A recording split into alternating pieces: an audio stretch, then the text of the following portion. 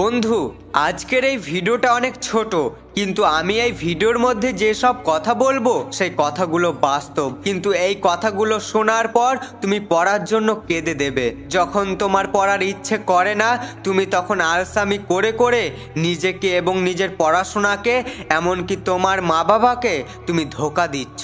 কিন্তু আমরা কখনোই বুঝতে পারি না যে পড়াশোনা শুধু পড়াশোনা নয়, এটা তোমার জীবন, এটাই তোমার স্বপ্ন, এটাই তোমার দুনিয়া। আর যে মানুষটা নিজেকে এবং নিজের মা বাবাকে ধোঁকা দেওয়া শুরু করে দেয়, সেই মানুষটা জীবনে কখনো এবং কোনো দিনই সফল হতে পারে না। হয়তো আমার বলা কথাগুলো শুনে তোমার খারাপ লাগছে, সে কারণে ক্ষমা চাইছি। কিন্তু খোদার কসম, যেই দিন তুমি পড়ার জন্য পাগলামি শুরু করে দেবে, সেই দিন সফল হতে তোমাকে কেউ আর আটকে রাখতে পারবে না।